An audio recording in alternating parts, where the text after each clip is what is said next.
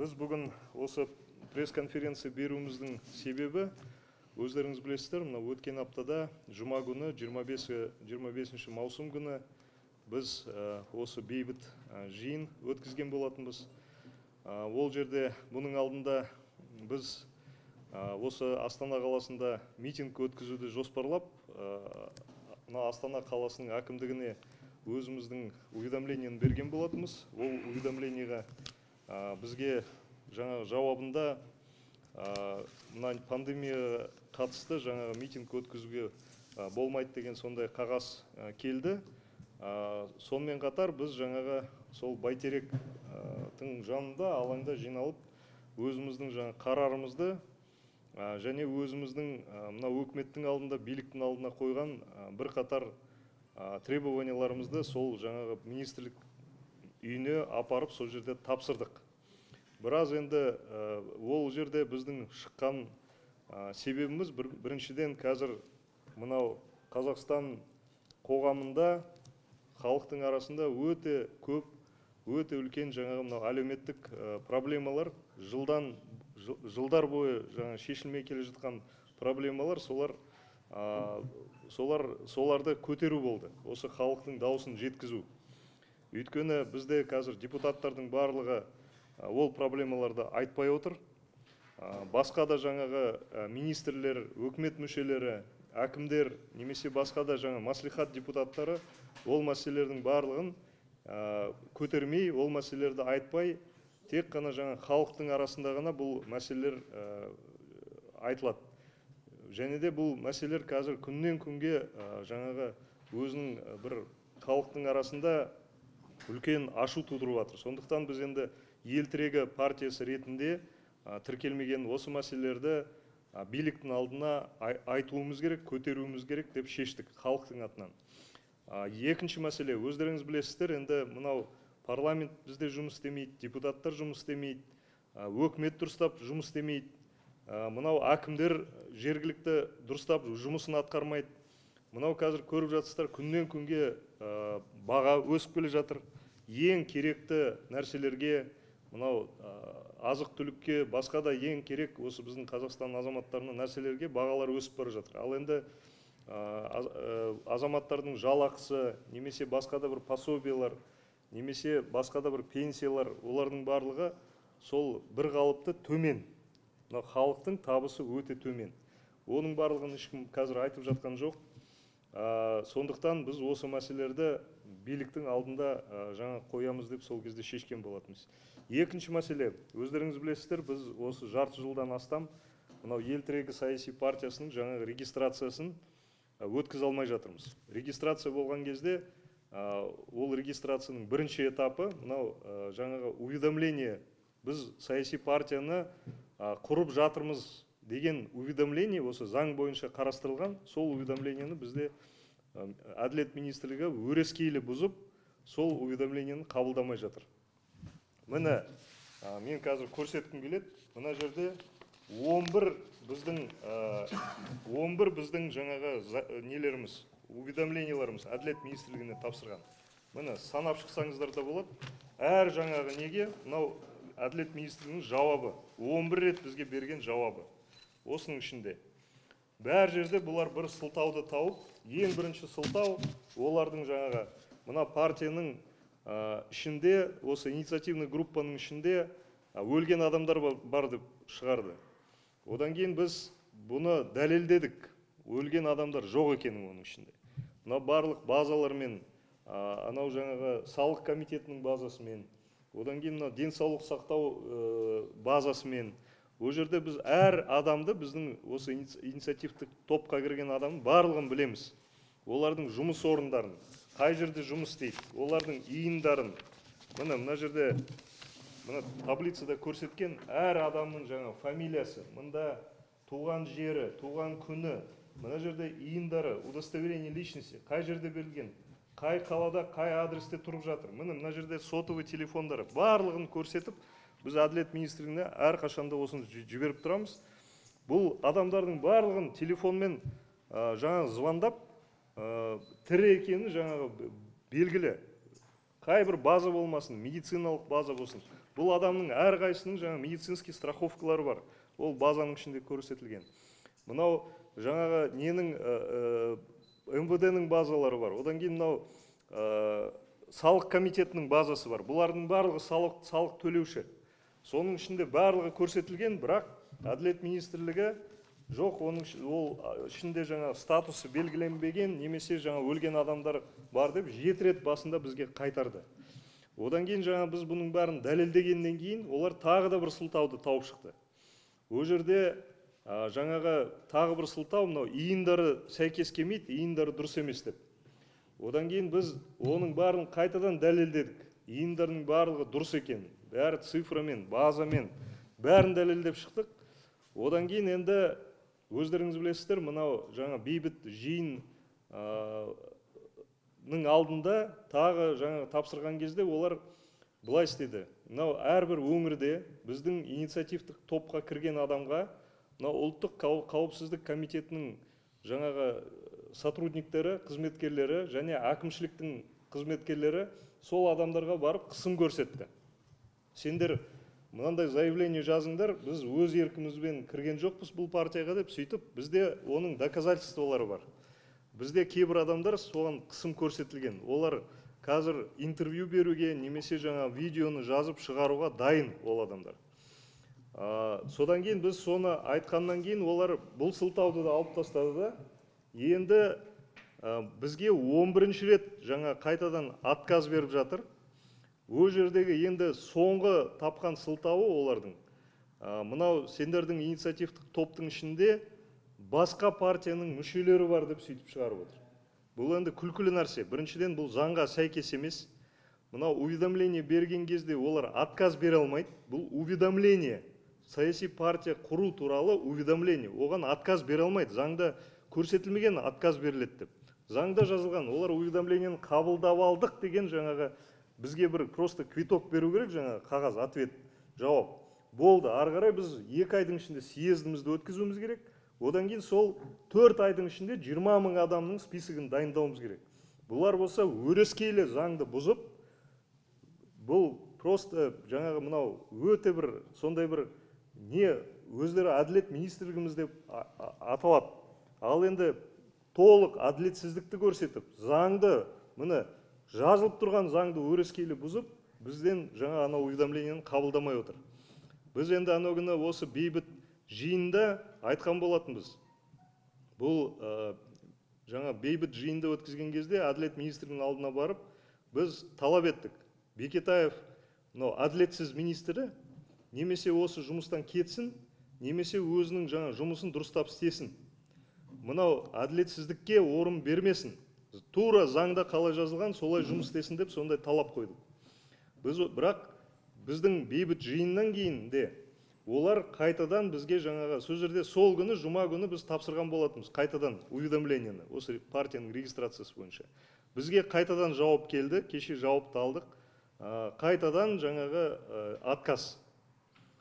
Енді мен осы ел тірегі тіркелмеген партияның мынау инициативтік топтың жаңа төрағасы ретінде тағы да айтатын билікке, өкіметке, әділет министрлігіне, мынау біздің президентке, мемлекеттің, менің айтатыным, егер қайтадан осындай әділетсіздікке жол берілетін болса, қайтадан заңды өрескейлі бұзып, сіздер біздің партияны тіркемейтін болсаңыздар, онда бұнымен жұмыстың бәрі бітпейді. Ертең бұдан да біз енді ол ана күнгі өткізген бейбіт жиын, ол сіздер үшін бір сигнал болды. Біз көп адамды о жерге жинаған жоқпыз. Мынау енді пандемия барлығын түсіндік, көп адамды о жерге жинаған жоқпыз. Бірақ мен тағы да айтарым, егер партия тіркелмейтін болса, өрескейлі заң бұзылатын болса, әділетсіздікке осындай тағы да жол берілетін болса, онда біз мыңдаған адамдарды жинайтын боламыз. Осы Астана қаласында ғана емес, барлық Қазақстанның өңірлерінде, барлық қалаларда мыңдаған адамдар шығып, жаңағы неге шығатын болады, митингке шығатын болады. Мен тағы да, міне официально қазір осыны айтып отырмын. Менің ойымша билік бұндай жаңағы экстремисттік нәрселерді жасамау керек. Қазір бұл жерде оппозиция емес, биліктің өзі экстремист болып отыр. Өйткені біз бейбіт жұмыс істегіміз келеді, заң аясында жұмыс істегіміз келеді. Біз ешкіммен бір көшеге шығып, митинг жасағымыз келмейді. Біз тек қана осындай заңды қалай жазылған, саяси партиялар туралы, конституцияда қалай жазылған, тура солай біз жұмысты жасағымыз келеді. Билікпен де көп мәселелерді халықты еститін болса, бізде тыңдайтын болатын болса, көп қазір халықтың алдында тұрған мәселелерді, проблемаларды шешуге болады деп санаймын. Бірақ егер билік естімейтін болса, қайтадан осындай заңның бәрін бұзып, бізге қысым көрсетіп, сондай мына құйтырқы іс-әрекеттерін, заңсыз іс-әрекеттерін, осындай бандитизммен айналысатын болса, онда бізде мынау халықты жинап, жан-жақта Қазақстан бойынша митинг жасауды жоспарлаймыз. Тағы да айта кетерім, ертең кешеде митингтің алдында жұма күні өшірге келіп, әкімшіліктің представительдері, прокурор келіп, басқасы да келіп, осы жерде заң бұзып, сол кезде маған айтқан, не қыласыздар көшеге шығып, осының бәрін бейбіт түрде бір дөңгелек үстел өткізіп шешуге болады ғой осы мәселелерді деп. Біз оның алдында қанша рет осы жерде кеңес өткіздік, қанша рет бізді круглый стол өткіздік, қанша рет биліктің нелерін шақырдық, өкілдерін, министрліктердің барлығын осында шақырдық. Біреу де келген жоқ сонда. Енді митингтің алдында келіп айтады, давайте круглый стол өткізіп, осы мәселелердің бәрін талқылайық дейді. Біз бүгін хат жаздық мемлекеттік органдарға, әкімшілікке, олардың жасаған ұсынысқа біз айтып отырмыз. Жұма күні, осы аптаның жұма күнінде осы жерде дөңгелек үстел өткіземіз. Сонда акиматтың представительдерін, сол күні осы жерге келген Бабамұратов мырза, начальник управления внутренней политики, соны шақырамыз, әкімдіктің представительдерін шақырамыз, министрліктердің, өкіметтің өкілдерін осы жерге шақырып, сол алдында тұрған, халықтың алдында тұрған мәселелерді осы жерде талқылайық. Егер келмейтін болсаңыздар, мен қайтадан айтам, біз бұнымен тоқтамаймыз. Біз мыңдаған адамдарды жинап, ертең сіздерге одан кейін сол митингтің алдында жүгіріп келіп қайтадан, ойбай дөңгелек үстел өткізейік, немесе давайте сөйлесейік деген болмайды. Сөйлесетін болсаңыздар, қазірден бастап сөйлесіңіздер. Сондықтан мен тағы да билікке айтарым, ертең мынау ел тірегі партиясы немесе Алтаев бірдемен жасап жүр, бізге айтқан жоқ деп айтпаңыздар. Міне қазір ресми түрде мен осыны айтып отырмын. Осында журналистер отыр, міне камераға бар жазылып жатыр. Мен тағы да айтам, біз бейбіт жұмыс жасағымыз келеді, біз заңды жұмыс жасағымыз келеді. Бізбен бірге отырып, осы мәселелерді талқылаңыздар. Мынау саяси партияны тіркелуге бізде барлығы заңды. Егер бір нәрсе дұрыс емес болса, бізге келіп, давайте отырайық бір столдың басына, сөйтіп сөз жерде сөйлесейік. Несі дұрыс емес, қайсысы дұрыс емес, қалай жұмыс істейміз. Абылай тек қана өрескейлі бұзып, тіркемейміз деп не қылатын, біз оған бәрібір ертең біз сіздерді соны партияны тіркеуге заңды түрде мәжбүр етеміз сендерді. Сондықтан осы мәселені мен тағы да ресми осы жерде айтып отырмын. Еще раз хочу сказать о том, что вот эти действия властей на сегодняшний день по нарушению законности в нашей стране, нарушению справедливости и незаконной регистрации нашей политической партии до добра не доведут. Я официально от имени политической партии Ел Тірегі заявляю, что если наша политическая партия не будет зарегистрирована, как это установлено рамками законодательства, то впереди будут еще большие митинги. Тысячи людей мы соберем и в городе Астана, и во всех регионах Казахстана. Это то, что было в прошлую пятницу, это был всего лишь такой для вас небольшой сигнал, небольшой звонок, которым мы вас предупредили. Если политическая партия не будет зарегистрирована, тысячные митинги ожидают вас в будущем. Поэтому я еще раз говорю, давайте садиться за стол переговоров, за круглый стол. Мы запланировали вот в пятницу, приглашаем всех представителей государственных органов, представителей Министерства юстиции, Генеральной прокуратуры, Верховного суда, Министерства обороны, Министерства другие, которые имеют отношение к этим вопросам. Давайте садиться за стол переговоров и мирно обсуждать все те вопросы, которые мы поднимаем. опять будете глухими, слепыми, не видеть, не слышать то, о чем говорит народ, тогда впереди вас ожидают большие неприятности. Опять об этом официально заявляю. Рұқсат берсеңіздер, мынау келесі сөзді Мұрат Мұхамеджанов мырза, мынау Тәжік ауған соғысының ардагерлерінің одағының төрағасы, біздің ел тірегі партиясының мүшесі Мұрат Мұхамеджанов. Обязанность нашего министра юстиции Бекетаева зарегистрировать. Регистрация партии – это волеизлияние народа. Народ сегодня уже проснулся. Хватит жить иллюзиями, хватит жить сказками, что все хорошо. На самом деле не так все хорошо. Необходимо делать очень много реформ, преобразований, вникать в нужды простых людей. В истории Казахстана, в истории СНГ такого митинга никогда не было, где вышли ветераны боевых действий с простым народом, с многодетными матерями, с инвалидами. И у здания Министерства обороны возле Байтерека, а также в здании Министерства юстиции Республики Казахстан потребовали от властей законность своих прав. Мы прекрасно понимаем, что сегодня очень много категорий, которые находятся в трудной жизненной ситуации. Это многодетные матеря, которые воспитывают более 4 детей. Это одинокие матеря, которые воспитывают 1, 2, 3 детей. Это инвалиды, это разные категории, которые сегодня просят поддержки и помощи у партии ЕЛТРГ. Мы ничего не просим, мы требуем, чтобы была законность, еще раз говорю, соблюдена конституционных наших прав, прав свободы, право мнения наше. Даже после, если вы помните, в Уральске, Западно-Казахстанской области, более 120 ветеранов вышли, потребовали своих законных прав, чтобы признали ветеранами боевых действий на территории других государств, а именно ветераны боевых действий на таджико-афганской границе, ветераны боевых действий на Горном Карабахе. И на следующий день вышел указ президента, где глава государства Токаев Касым-Жомарт Кемелевич четко в этом указе дал пояснение, что мнения граждан должны учитываться. И опять же мы возвращаемся к тому, к чему мы шли.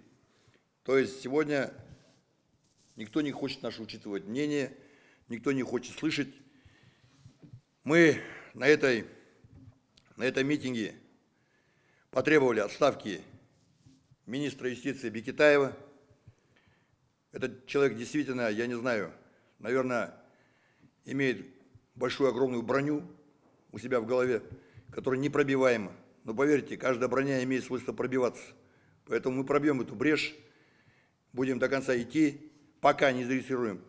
Если не понимает так, будем делать, как мы хотим. Поэтому хватит издеваться над людьми, хватит делать отписки непонятные. То мертвые души нашел, то ИИН так не подходит, то еще какие-то другие там партии придумывают, да, что якобы есть члены партий других у нас. Конституция есть. Министр, проснитесь, вы уже в другом времени живете. Закончилось то время, в котором вы жили. Значит, я хотел бы сказать, что у нас были требования отставки министра обороны. Вообще, я вот смотрю вот на министра обороны, он у нас какой-то странный генерал-лейтенант Нурлан Еремикбаев. За 2 года от подполковника получает звание полковника, потом генерал-майора, генерал-лейтенанта. При этом происходят взрывы, да, в Арыси, люди бегут оттуда, взрывает склады военные. Начальник генерального штаба получает также генерал-майора, генерал-лейтенанта. Да что такое? Вы что, смеетесь над нами, что ли? Вы немножко понимаете, что происходит вообще в стране? Мы теряем боезапасы, завтра, не дай Аллах, война. Чем мы будем воевать? Картошками, помидорами? И то дорого. Картошка дорогая сегодня, господин министр. Извините, патрон, наверное, дешевле, чем помидоры эти с картошками. Поэтому сами друг друга прикрывают. Вот на наш митинг вышел начальник ДОМР, полковник, с испуганными глазами пытался что-то нам объяснить. Во-первых, полная вина ложится на этого начальника ДОМРа, Департамент организационно-мобилизационной работы. Человек, который должен был руководить всеми начальниками Департамента по делам обороны своих регионов. А что получилось у нас? Начальник Департамента по делам обороны Западной Казахстанской области, начальник Департамента по делам обороны Атырауской области, а также по городу Атырау, это какие-то князья, какие-то царьки. То есть люди, которые единственные, наверное, во всем Казахстане из всех начальников военкоматов, которые решили поиграть с ветеранами. Хотели войти в историю, а на самом деле влетели в историю, понимаете? Поэтому их теперь, наверное, всю жизнь будут вспоминать все наши ветераны, весь Казахстан. Люди не дают законных статусов для ветеранов боевых действий на таджико-афганской границе, на Горном Карабахе. Поясню, расскажу вкратце.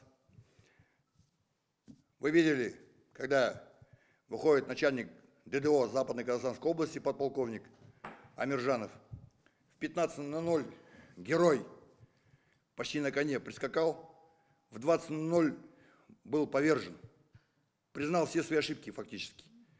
Потому что, когда я ему показал документ, и говорю, вот здесь вот подполковник, ну-ка скажи мне, пожалуйста, подполковнику военному, написано боевые действия, точнее, выполнял боевые задачи. Это боевые действия или нет? И вот он стоял там, сопли жевал и говорит, да, это боевые действия. Я ему вопрос задаю, почему не даете статус? Объясните народу. Молчит, как партизан, понимаете, да? И вы что думаете, в 7:20 звонит утра начальник Бурлинского района военкомата к нашему председателю. Говорит, срочные списки подготовьте дрожащим голосом. И мы будем решать вашу проблему. Решите, говорит, через 10 минут вам позвонит начальник Департамента по делам обороны Амиржанов. Понимаете, 7:30 уже беспокоится. И потом 4 ветерана боевых действий Нагорного Карабаха, 3 ветерана боевых действий таджико-афганской границы. Сразу же тут же справки подготовил, признанные ветеранами. Вопрос, почему 1 год и 1 месяц этот человек, бессовестный, я считаю, не давал статуса ветеранов. Эти люди не получали свои госпецпособия, не получали 100 000 тенге на 7 мая заслуженных. Были фактически опозорены эти ветераны. Год ходили, доказывали, что они ветераны. Мало того, что они ветераны боевых действий, воевали на войне, еще здесь воюют, доказывают свой статус, понимаете? Это какая вообще бессовестность этих людей. Я считаю, эти люди некомпетентны, не имеют права занимать занимаемые должности. Всех их надо гнать метлой оттуда. Обнаглели, заставили нас всех прибыть туда, провести митинг в средствах массовой информации Азербайджана, поддержали наших ветеранов поддержали, показали боевые действия, показали этих ветеранов, которые стоим мы там вместе с Нуржаном Альтаевым, и доказываем, оказывается, еще, что мы ветераны боевых действий, после документов, которые имеют основания. Я считаю, таких людей, которые не выполняют свои должностные и функциональные обязанности, надо выгонять с должностей, не просто снимать, а выгонять. Поэтому сегодня мы прибыли в Министерство обороны, встречались с заместителем начальника генерального штаба, начальником департамента по воспитанию и социальной правовой работы, генералом-майором Сериком Барамбаевым. Вышли 2 его заместителя. Эти вопросы мы подняли, конкретно сказали, мы не отступаем от своих решений и будем добиваться отставки этих я считаю, офицеров, которые сегодня заставили нас и, честно говоря, даже опозорились, мы сами, там, в Уральске. А потому что этот позор нам, пожалуйста, приклеил это клеймо Амиржанов и многие другие и тому подобные. Следующее наше было требование. Отставка лидера фракции Народной партии Казахстана. Вот здесь я хотел бы остановиться более подробно. Вот это вот, понимаете, коммунисты, да, вчерашние, переобулись. Вчера бегали с красными флагами, сегодня стали Народной партией Казахстана.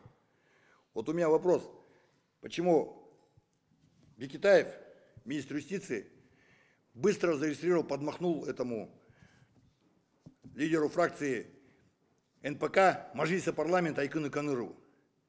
Вот я бы тоже посмотрел бы на такую картину, когда бегают бывшие коммунисты 11 раз возле Министерства юстиции с лозунгами «Просим зарегистрировать партию НПК», с пеной у рта, со слезами на глазах, почти стоя на коленях, доказывали бы, что мы должны быть Народной партией Казахстана.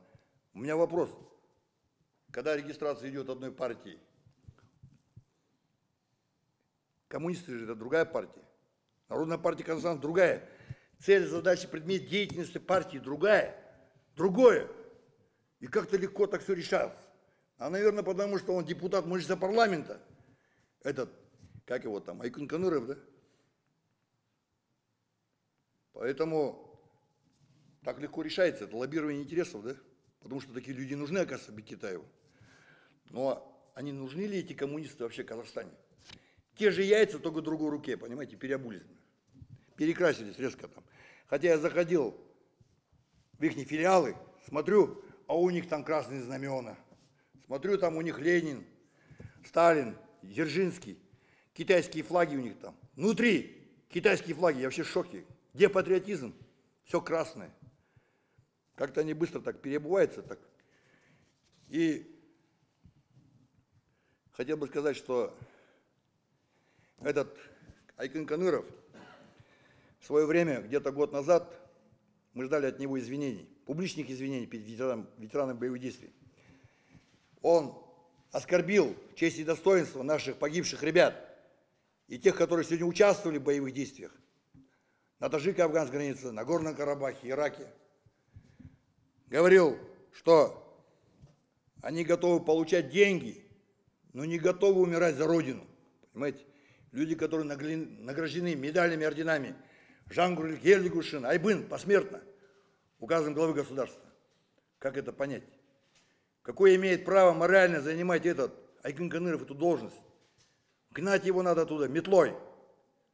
И всю эту его команду, этих коммунистов, этих непонятных Народной партии Казахстана.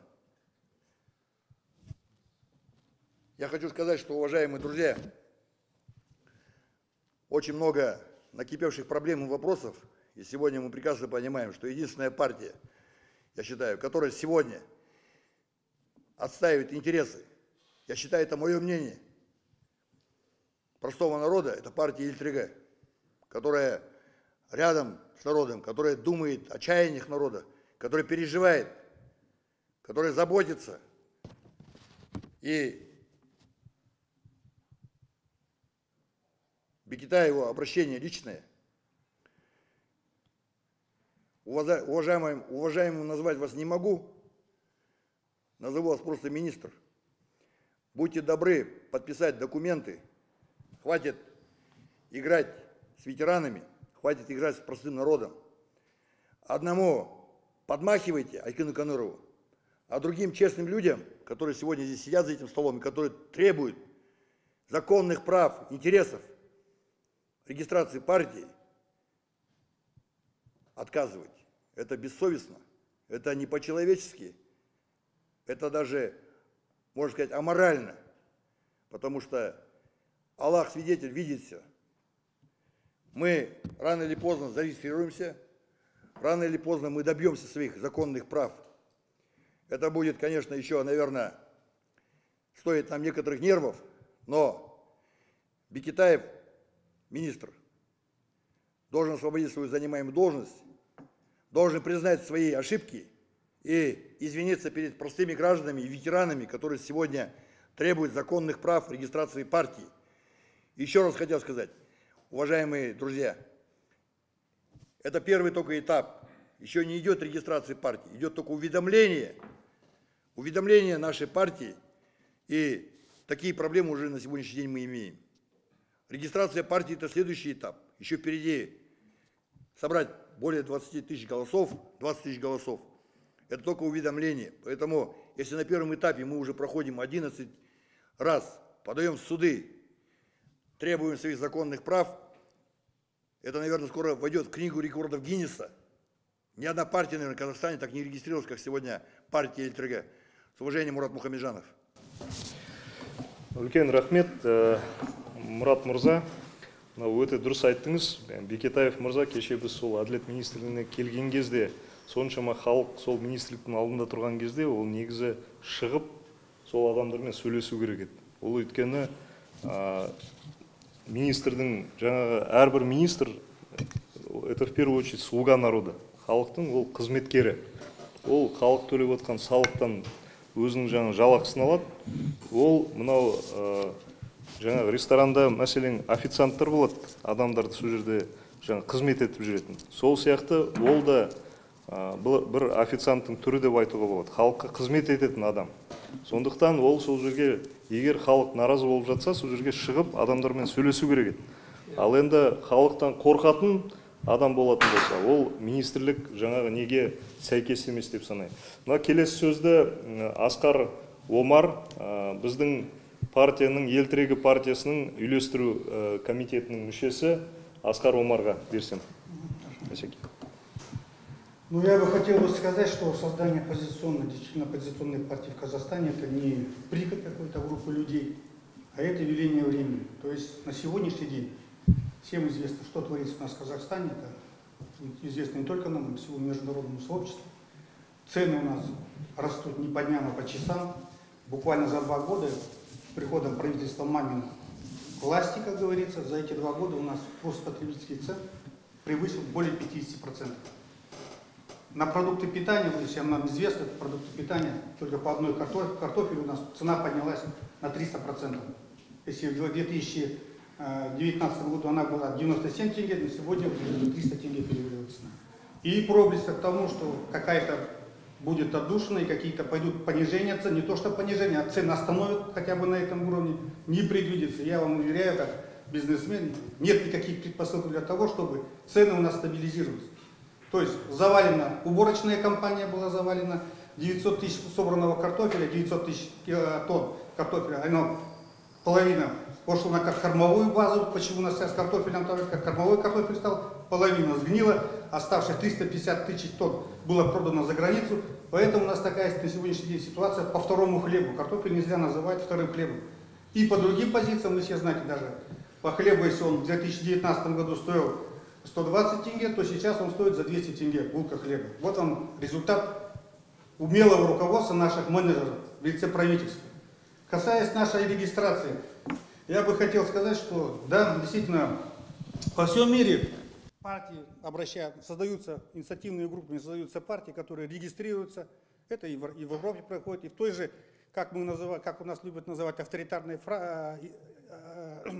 Турции, там буквально несколько десятков партий, хотя Эрдогана обвиняют в авторитаризме. Больше 300. Даже больше 300, вот сейчас не подсказать, больше 300 партий. Они все работают в одном правовом поле, политическом поле работают, дискутируют, доказывают, ищут пути решения. Не случайно Турция, являясь государством не с определяющей экономикой, там, не центральная экономика Турции, она тоже находится на периферии, успешно решает свои задачи с отсутствием какой-то минерально-сырьевой базы. У них отсутствует минерально-сырьевая база. Нету такого количества нефти, как у нас. Но работает же, это, я считаю, результат политической дискуссии, политической работы всех партий. Это общая работа. И наше правительство, наша власть должна смотреть на оппозицию как на товарищей, как на своих оппонентов, здоровых оппонентов, конструктивных оппонентов, с которыми можно работать, находить общие точки решения. Но, к сожалению, у нас вот такая ситуация. Нас, получается, 11 раз нам отказали в регистрации партии. Что это значит? Вы попробуйте сказать это какой-нибудь европейской стране, что 11 раз уведомительного характера бумаги были возвращены с отказом. Это действительно это рекорд, абсурдный рекорд, который не входит действительно в цивилизованный мир, это не воспримет нас. Давайте, если мы действительно хотим плавно войти в цивилизованный мир, работать вместе с ними, получать какие-то определенные экономические дивиденды от них, сотрудничать, торговать с ними, то давайте быть такими же, как и они. Почему? Потому что я убеждаю вас, что за праздничный стол вас в фуфайке и в кирзовых сапогах никто не пустит. Так и здесь такая же ситуация. Мы для них как дикари, получается. И подписана эта хартия с европейским сообществом, она сейчас будет давить на нас. Действительно, это говорим одно, делаем второе, думаем третье. Так не понимает, цивилизованный мир этого не будет понимать и не захочет понимать. Так что у нас вот такая ситуация плачевная. 11 раз отказали уведомительного характера, отказали в бумагах уведомительного характера. Я считаю, что это, а борьба-то еще продолжается, еще нам надо пройти регистрацию, провести съезды, собрать 20 тысяч сторонников. Но вот на такой... И, кстати, мы обращались в судебные органы. Судебные органы тоже отказали нам в наших исках. И по абсурдным, я смотрю, судебная власть, она что творит судебная власть? Судья обращается к Министерству юстиции с требованием предоставить доказательства мертвых душ. И Министерство юстиции отказывает предоставить доказательства. Попробуйте в любой цивилизованной стране сказать, что ответчик или истец отказал в доказательной базе, и судья принимает, говорит о том, что да, это так должно быть, и принимает решение того, кто отказал предоставить доказательную базу. Это же вообще абсурд. В этих наших судебных решениях это присутствует, и мы готовы предоставить это на широкий круг общественности, посмотреть действительно, что, как, куда мы движемся. Это средневековье натурально получается. И не случайно я убежден, что вот именно сейчас Бекетаев является руководителем Министерства юстиции, который ведет работу по возврату и судебным тяжбам с молдавским бизнесменом статьи. Нам там никаких денег не видать. И судебные решения будут, я вас уверяю, не в нашу пользу. Потому что здесь средневековый подход. Никто этого не воспримет. Вот какая работа производится нашим Министерством юстиции. Это действительно это скажется завтра за всех нас. Сейчас арестованы миллиардные счета наши. И я убежден, я даю 110% гарантии, что Бекетаев и Министерство юстиции не решит эту проблему. Потому что такой подход, ни один юрист мира не сможет решить эти вопросы, имея таких, как говорится, заказчиков в лице нашего Министерства юстиции. Это абсурд. Поэтому я обращаюсь сейчас к нашему власти, давайте находить общий язык. Создается конструктивная оппозиционная партия, которая представляет интересы всего подавляющего населения Республики Казахстан. Мы отставим интересы 95%, которые живут за чертой бедности, существуют на жалкие гроши. Мы представляем их интересы. Мы имеем план развития нашей экономики. Мы имеем программу политических реформ, которые дадут, если не сказать, ну, не сказать скоропалительный эффект, но эффект он будет. В течение 3-4 лет государство, народ ощутит, если эти программы будут вместе с нашим правительством реализовываться, если мы пойдем вместе, если все-таки поймем, что есть народ, что не есть эти 160 человек, которые сосредоточились в руках все богатство Республики Казахстан, а есть еще 18 миллионов населения, которые достойны, которые отцы, деды, родители, которые проливали кровь вот за эту страну, и которые достойны этой жизни уже сегодня, в данный момент должны не существовать, а жить, достойно жить. Вы посмотрите, мы продали нефти по сравнению с Объединенными Эмиратами сотни раз больше за эти годы, за 30 лет независимости, сотни раз больше. А где что? Кто ездит в Эмираты? Посмотрите, как живут эмиратские граждане и не граждане Эмиратов, и как живем мы. Продано нет, я еще раз повторяю, сотни раз больше, чем продали Эмираты. Поэтому наша платформа – это справедливость, достаток, достойная жизнь всех казахстанцев. Қазір сөз кезегін Нағысхан Төлеубаев ағамызға ұлттық мүддені қорғау кеңесінің мүшесі бізбен бірге осы митингті ұлттық мүддені қорғау кеңесінің мүшелері де сол жерде болды. Әділет министрінің алдында Нағысхан ағамыз да сол жерде болды. Нағысхан аға, сізге сөз кезегі. Бисмиллахир-рахманир-рахим. Құрметті ағайындар, құрметті халқым, мен осы сіздердің ішіндегі үлкендерінің бірі осы егемендік алғаннан бірінші совет үкіметінде жүріп қызмет істеп жүрген, осы құтылдық па құтылмадық па деп бірінші қуанып, осы өзім сол уақытта да совет үкіметінің уақытында да өзіміз осы аңсап жүріп, осы өзіміз сияқты жалынды жігіттер неше түрлі жаңағы басқа ұлттармен де жүріп, неше түрлі осы естігенде, егемендік алып дегенде естігенде осы аңсап сөйтіп жүретін бір нағыз өзі ұлтым деген азаматтың бірім. Осы егемендігі алып мынандай кісі жаңағы неге келгенде өзіміздің міне егемендік алдық, өзіміздің қазағымыз жаңағы билікке келді деп жүрдік, неше жыл жүрдік, міне осыдан бері 30 жыл өтіп кетті. Ақыры 5 жыл деді, 10 жыл деді, осындай қандай үлкен жеріміз болғанмен, қандай байлығымыз болғанмен, біздің аңқау аңғал халқымыз сеніп 20 жыл дедік, міне 30 жылға жеттік. Бүкіл әлемге ұят жағдайға жетіп отырмыз халқымыз. Бүкіл әлем күледі бізге. Алтынның үстінде отырған кедейлер деп. Сондай жағдайға жеттік енді. Бүкіл осындай жағдайға жеттік. Соның айта берсеңіздер, мынау жас, көп балалы аналарға бөліп атқан үкіметтің ақшасын әлі күн осында біз отырып, осы ұлттық мүдделі кеңесінде талқыладық қой. Мен қоғам белсендісі болып жүргеніне, мен енді 96 жылдан бері осы Қазақстанның халық партиясында болдым, қаржыгерлерін жақтап. Содан бері келе жатырмыз, оны міне жанымызда отырған зөңгілес достардың бәрі біледі.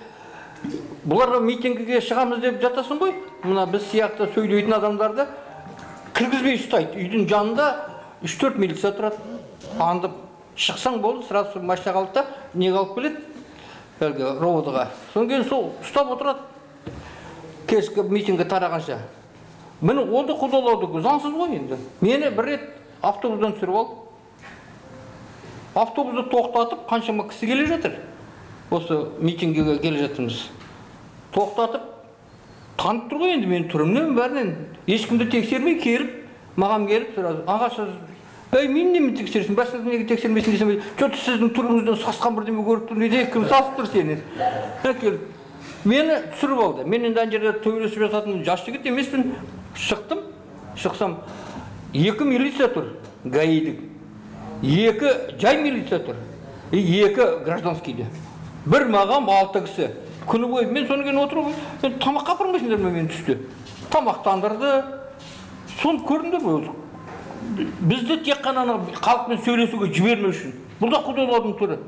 Құдалаудың түрі ғой. Мен заңдық құқымды бұзып, мені мысалы сағат 8-де апарған адамды кешкі сағат 7-де жіберді. Енді 3 сағаттан артық ұстауға болмайды. Бұл да заңды мені бұзады. Бұлар өздері бұзады заңды. Бізді мәжбүр етеді, бізді тәртіп бұзуға. Біз бұзғымыз келмейді. Біз шақырып отырмыз. Мені келіңіздер деп айтты ғой және сіздерде. Келіңіздер, сол министрлерменен қайсысы министрдің кімі? Әлгі ауыл шаруашылығы министрі міндетті түрде келсінші, шақырыңызшы. Ауыл шаруашылығы. Танауына ауыл шаруашылығының исі бармайтын адам министерствода отыр. Малды қалай асылдандыруды білмейді. Бір рет мен телевизордан естігенде өзім, мен ауыл шаруашылығының маманымын. Шалқамнан сөз жаздым. 4 жылда Қазақстанда дейді, племенной животное болса жасаймын дейді. Атаңның басы. 7 жылда жасалады ол, племенной скотты. 7 жыл жұмыс істеу керек оған. Оның ухудшателі болады породаның. Ол соны табу керек. Ал сондай адам, министерствода отырған адам, сондай сөз айтты ма? Мына вакцинаның кесірінен. Қолдан жасаған қаншама вакцинадан балалар қайтыс болып та жатыр. Мүгедек болып, сап-сау әп-әдемі бүлдіршін балалардың көз алдында құрдымға кеткен ана үшін қандай зардап екенін өздеріңіз де білесіздер.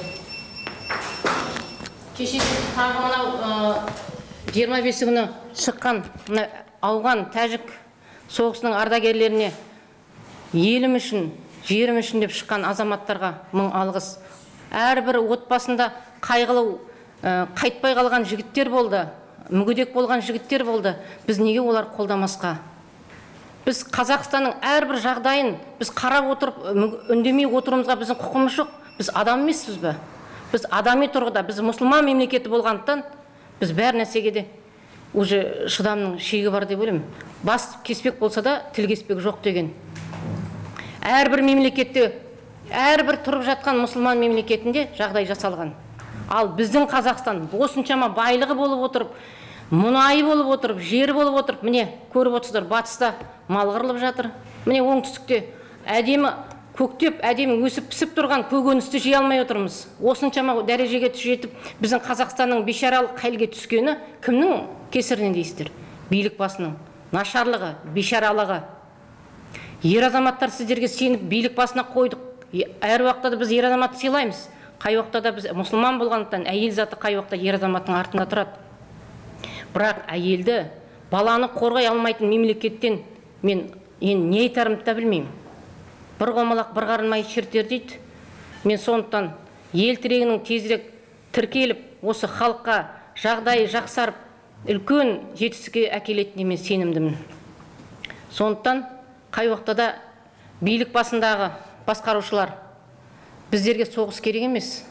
Бізге тек қана бір жақсы келісімге келіп, біз мұсылманбыз, біз қазақпыз, бір-бірімізге түсінушілік болған дұрыс деп ойлаймын. Рахмет. Рахмет, Айжамал ханым. Біздің арамызда бүгін ұлттық мүддені қорғау кеңесінің кезекті төрағасы Болатбек Білялов отыр. Болатбек мырза, сізге сөз кезегі. Рахмет. Я пришел сюда поддержать партию Ел-Тиреге, официально об этом хотел заявить общественности.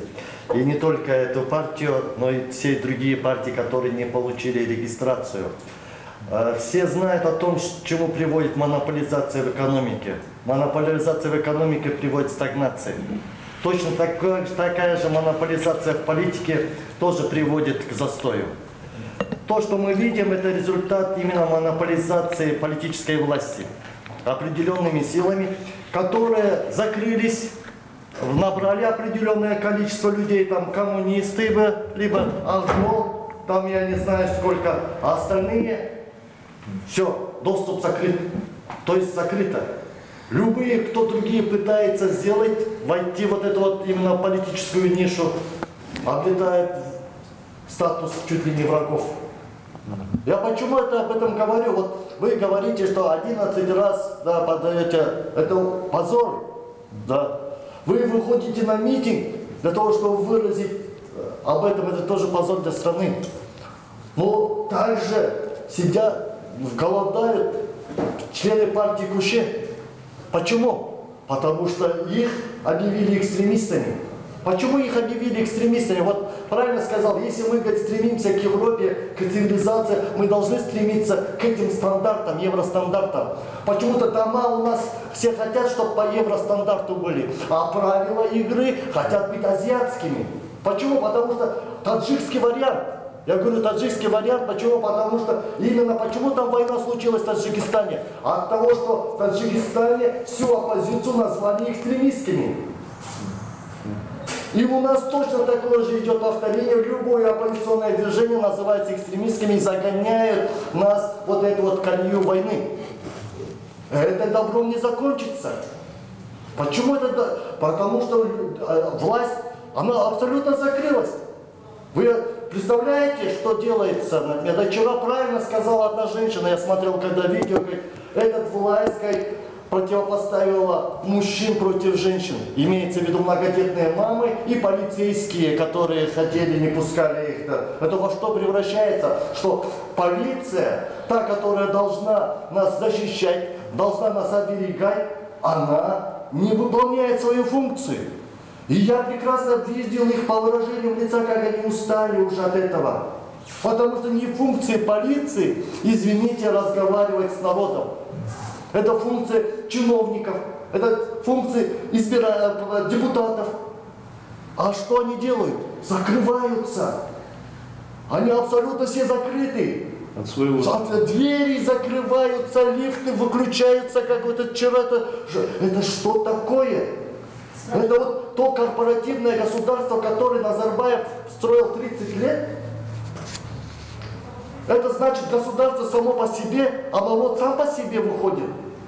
Но извините, но вы даже не даете, не позволяете народу быть самим по себе. Да? Вы говорите о том, что, опять же, правильно сказано было, никудышных администраторов нужно гнать. Они пытаются объяснять что-то рыночное, этими. Ну, посмотрите, пожалуйста, да, за эти 30 лет какое-то экономическое достижение у нас получено хотя бы. Экспо. Ну, казаться, а не быть, это мы очень хорошо себе можем показаться, да. А вот на самом деле реально нет никакого содержания казахстанских товаров. Сельское хозяйство, которое у нас является чуть ли не кормильцей, да, оно не может кормить нас. Почему? Потому что вот только недавно, помните, бастовали дальнобойщики. Почему они бастовали? Да потому что они говорили, что цены повышают. А сейчас мы чувствуем, почему у нас дефицит продуктов. Все, логическая связь. Есть очень хорошая логическая связь между тем, что не делают государственные органы, и тем, чем мы оказываемся в результате. И эту логическую связь нужно исправлять. И поэтому, когда говорят о том, что у нас только один Ельбасы, тому подобное, что он только один может решать судьбу нации, да, короче, лидером нации, не может быть такого. У нации есть своя опора. И эта опора называется Ертереге сейчас. Да, почему? Потому что нация без опоры, она не может существовать. И я хотел бы именно спасибо сказать ветеранам, да, таджикских этих конфликтов. Почему? Потому что они не говорили вчера о своих проблемах. Они пришли как защитники именно многодетных матерей. Они пришли как защитники инвалидов и всех обездоленных. Это и есть Ертереге, я так понимаю. И поэтому, конечно же, я сегодня хотел тогда и 25-го поздравил вас с днем рождения. Почему? Потому что политическая организация, политическая структура не появляется с разрешения министра Бекетаева. Она появляется с волеизлияния народа. И вы это волеизлияние, свое стремление, это показали 25-го публично, когда вышли и сказали. Конечно же, политика это очень важная, вот такая сфера деятельности. И я, конечно же, хотел бы вам пожелать, как и ума, потому что очень много проблем, которых нужно решать именно научным, экспертным, так сказать, мозговым штурмом. Всем народам очень много проблем накопилось, которые одним махом не решишь. Очень много нужно ума. Но и духа я вам желаю, потому что быть умным, да, это недостаточно для политики. Нужно уметь вот эти вот все свои программы, все свои требования не просто довести, а исполнить. Вот поэтому, да, хотелось бы, если в свое время КПСС называлась ум, честь и совестью нации и тому подобных, да, на самом деле она такими не стала. Но я желаю, чтобы Ертереге была и умом, и духом нашего народа, и, конечно же, защитником. Да. А то, что социальные проблемы обостряются с каждым днем, это видно. Почему власти закрываются? Они показывают полную беспомощность. Полную беспомощность, не то что разговаривать, они теряются, не решать, они не могут даже говорить, разговаривать с людьми, они потеряли возможности. Вот такую мы имеем власть. И поэтому прежде всего, как именно координатор Совета по защите национальных интересов, именно слово национальных интересов, не сиюминутных, не политических каких-то, а именно национальных интересов мы исходили и будем поддерживать Ертереге, будем поддерживать и Куше, да, будем поддерживать и наше право, будем поддерживать и Алаш, все движения, и все политические организации, которые хотят участвовать в политическом движении, политической борьбе, имеют право, и никто не имеет права на это отказывать. Почему происходит так, что только нуротановцы или члены каких-то вот этих зарегистрированных партий, они могут выдвигать депутатов? Это ущемление, колоссальное ущемление прав граждан. Мы, когда изменили Конституцию, вот последний раз, многие граждане потеряли право быть избранным. Почему? Вот я, например, не член никакой партии, да? И я сейчас не могу быть избранным и тому подобное. А если я хочу, Да, ну не дают же, вот. Да, вот если я, например, сейчас попытаюсь пойти, но через РТРГ не дает регистрации, вот это что называется? Это называется монополизм. А монополизм, он всегда приводит к стагнации. И мы, конечно же, уже достигли этой кондиции, когда я уже много лет говорю властям, ну не делайте это, ну не делайте, ну пожалуйста, давайте конструктивно, давайте решать. И знаете что? Вижу только одно. Полицейских. Вижу полицейских на наших акциях, вижу полицейских после мероприятий, вижу полицейских, которые именно делают. То есть наша власть потеряла все функции управления нашим экономикой, обществом, она держится только на силовых структурах. А силовые структуры, видите, что с ветеранами делают? И вы что думаете о том, что вы, защитники этого режима, вас что, будет достойно обеспечивать? Поэтому я также обращаюсь к тем же полицейским. Да, конечно же, это ваша работа, это ваш долг выполнять приказы. Да. Но сам высшим источником любой власти является народ. И никто не имеет права идти против народа. Прошу вас, да, идти быть с народом. Открыть двери, да, Дома правительства, чтобы многодетные матери увидели, да, что они, чем они там занимаются. Ничем они не занимаются там. Они там чаи пьют, да, и разные выкрутасы делают, но только не делом занимаются. Поэтому, конечно же, это политическая борьба только начинается.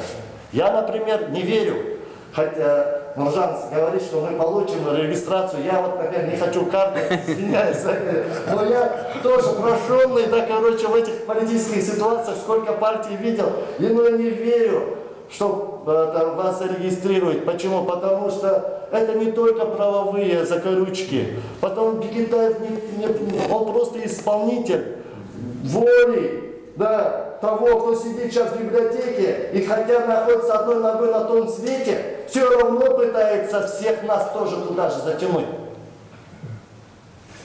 И регистрация политических партий – это политическое решение. И для того, чтобы получить регистрацию, да, все незарегистрированные политические организации, все граждане должны поддержать тех людей, те политические организации, которые хотят изменения. Потому что без изменения закона о политических партиях, без изменения закона о выборах, без изменения Конституции будущего Казахстана светлого не будет. Но я надеюсь, это не хочу на таком плане заканчивать, да? Трагично, что у нас не будет. Будет. Почему? Да, в честь партии ЕРТРГ, пока ЕРТРГ, если вы будете, если вы не будете, не съедете от своих именно требований, от своих установок, от задач, будет, если у народа, народ будет чувствовать опору, народ скажет свое слово. Да. Спасибо. Пользуясь случаем, я, во-первых, хотел бы поздравить вас с праздником Днем журналиста, который прошел вчера. На самом деле, мы как политическая партия очень благодарны вам, потому что мы все понимаем, что где-то вот, когда мы от имени политической партии говорим, нас пытаются перекрывать, наш голос там не допускать, чтобы общество об этом не знало, но наши журналисты смелые, я считаю, что они настоящие герои сегодняшнего времени, они все равно о нас пишут, о нас говорят, приходят на наши пресс-конференции, приходят на наши мероприятия, и это, конечно же, нас радует, и мы понимаем, что, наверное, одна из немногих сил в нашей стране, которая еще стоит где-то за правду, за справедливость, которая говорит об этой правде, это, конечно же, наши журналисты. Я хочу от всей души пожелать вам и от имени наших коллег, от всех пожелать вам больших творческих успехов, взлетов, чтобы у вас в семье, дома все было хорошо, чтобы не было у нас давления на журналистов, чтобы была свобода прессы, чтобы вы всегда могли говорить правду, открыто говорить правду и не страдать за это. Больших успехов вам. Спасибо большое. Пятая ведь власть.